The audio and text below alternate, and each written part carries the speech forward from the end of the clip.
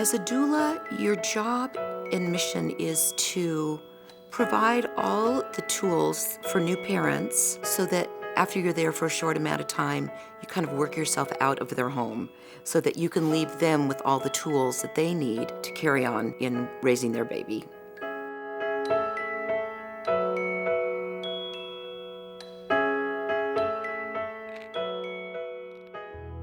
I'm Kathleen Sullivan, and this is Jonah, who is 12 days old today. I'm what's called a postpartum doula, and a doula is an old Greek word that means mother's servant. There's a birth doula, which is a labor assistant, and then I am a postpartum doula, which is after the birth. My mission is guiding new parents into honoring, discovering, and being fully present in the unique relationship that they have with their newborn. Until the umbilical cord falls off, which is a week to 2 weeks on a newborn, you can give them what's called a sponge bath. I've kind of perfected that sponge bath, and I now call it the spa bath. I light candles and lower the lights, and I make it real special. It's very cozy, it's a very intimate time. I fill a big bowl of water, making sure that the temperature's just right. I lay them on a big adult-sized towel that's all folded.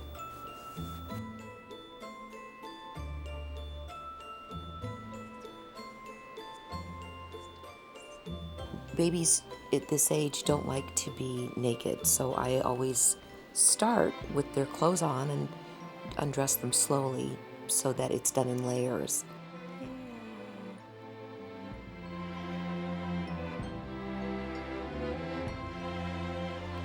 The washcloth over his head holds the heat in because babies lose their body heat through their head and their feet. Then I work my way down. I remove his diaper, wash his tush, make sure he's clean. You kind of gauge how he's doing. If you notice that your baby's starting to get a little fussy, you need to speed things up and work a little quicker. But if he's enjoying it and if he's in a good place, then it's really nice to just appreciate this bath. One of the most important things I can share with you probably is about routine for babies. It builds trust and helps them understand the difference between night and day. They're a little bit nocturnal when they're first born, and so what we do is we establish a routine that helps them know the difference.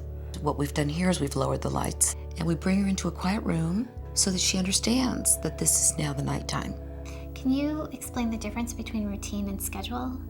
Many parents want to set a schedule, and a schedule is something that's geared more toward a parent's convenience rather than for the baby's needs. Doing the same thing every day at the same time makes her feel safe. It's one of the primary goals of a newborn is to feel safe. So these blankets are made large and square, which is perfect for swaddling. So what we do is we fold over one corner like this, and then I'm going to take her from you. And what we do is we lay her head always right where her neck is, where the material is. And then we're going to take one of her arms and we're going to, it's a down, up, so we're going to go down. Then we're going to go up, Miss Lila. Okay, then we take the other corner. We're going across to her hip again. And then we take this last one and just sweep it over. There we go. And then as I pick her up, I just kind of swing it back in the back like this. And if there's enough room, I just tuck it in. Hi, how do you like that? She's actually asleep right now because it reminds her of the womb. Thank you. You're welcome.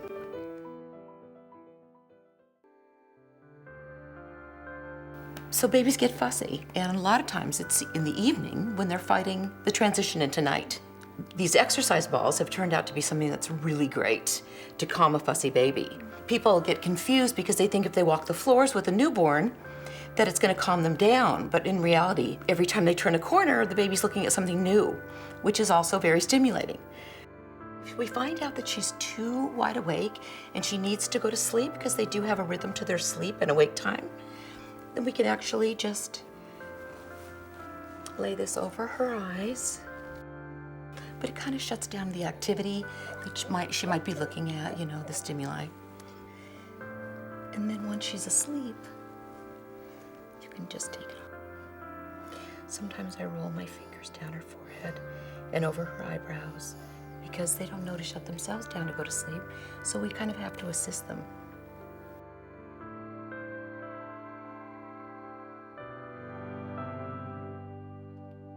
Congratulations on your pregnancy. We're so glad you're here. Oh, it's my pleasure. I'm sure you must have questions for me. Okay, Kathleen, my family is very excited about this. They're already buying plane tickets. Okay.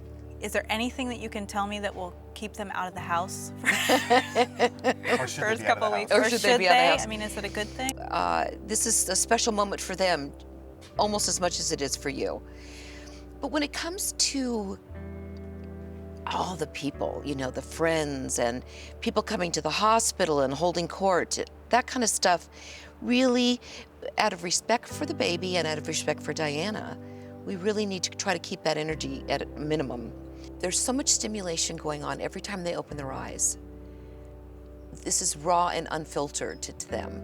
I use this term, it's like every time they open their eyes, it's like Disneyland on acid. It really is. There's a lot for them to take in. We're getting a lot of great advice and a lot of information about spoiling the baby. Is it possible to hold the baby too much? The answer is no.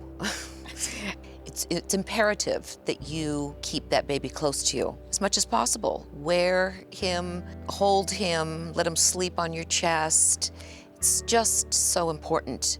They need to hear your heartbeat, they need to hear your breathing, they need to feel the warmth of a body, and you'll see. I mean, it's common sense. You try to put a baby down and they fuss because they want to be held. The second they're picked up, they stop fussing, especially the first 3 months. You cannot spoil a newborn. Sounds good. I'm really looking forward to it. Good, Yeah. good. I've been with over 200 new families and new babies, and one of the things that I've noticed is that there's some information out there that new parents aren't aware of, and that is the importance of spoiling a newborn. It's a positive spin on the word spoiling. And the first 3 months of a baby's life, if we emulate the womb and hold this baby close to us for the first 3 months, the more confident child they're going to be later. So it's great. It's great stuff.